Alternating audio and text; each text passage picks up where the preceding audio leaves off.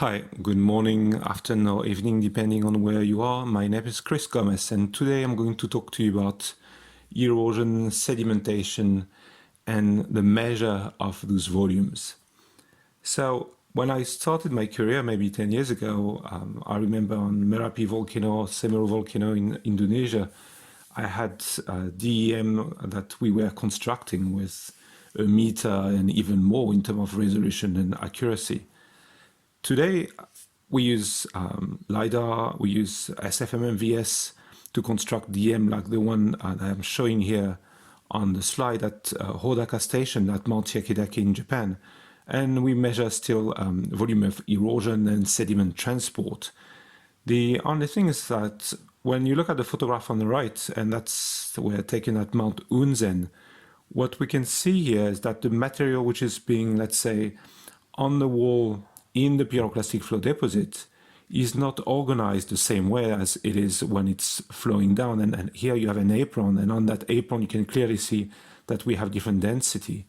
So one of the issues that we have is that the mass volume relation is changing.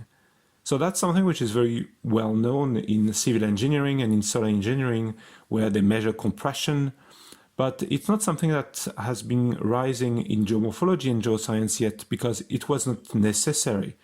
Today, because we have such high resolution topography and we try to measure it at the centimeters, the 10 of centimeters, and sometimes locally at the millimeter scale, if we try to use those data to make measures of sediment volume and erosion and deposition, well, we don't know what we are measuring actually. Are we measuring erosion, or are we measuring just the compression or decompression of the sediment?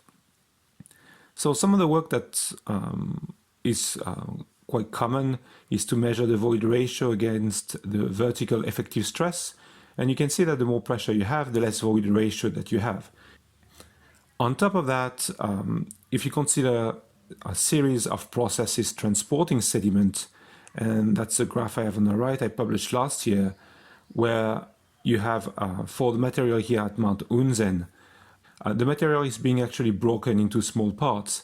And while this is happening, one of the issues is that the void ratio again is going to change. And in that case here, and so is the shear stress of the material. So you have a series of transforming events, meaning that measuring a volume at the start and a volume at the end, even if you don't lose any material in between, well, you're going to have different relation between your volume and the mass that you are measuring. So effectively, the DM that you are using at different time period are showing you different things. So what can we do? We have high resolution DEM, we have them at different time, so we can differentiate them, and we can from that make measures of volume and how much material is being exported from the mountain down to the sea. But as the density is changing, we need to be able actually to link those different measures together to make sure that we have those density data. And on the second slide, you can see that there have been a lot of different tools that actually work very well in specific environment, but they are not well adapted to geomorphology and the slopes and the material, which is sometimes also not consolidated, like you can see on the photograph. So what I propose to use more widely is the structure from motion, which is just a photogrammetric technique, and it allows us to work on almost any surface, and virtually it's almost free. And as in the past, our peers have done geological map, topographic map, geomorphological map of very wide areas. What I think we need to do now, even if it's not that glamorous, is to develop maps of density so that we can link our material to the DEM that we are using.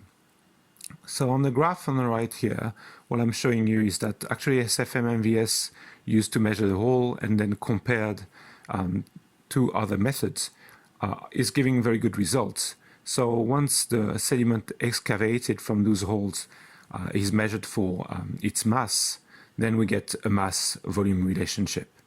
And if we want to make progress using DEM and high resolution DEM in the measure of sediment and erosion and deposition, we need to incorporate this information in geomorphology.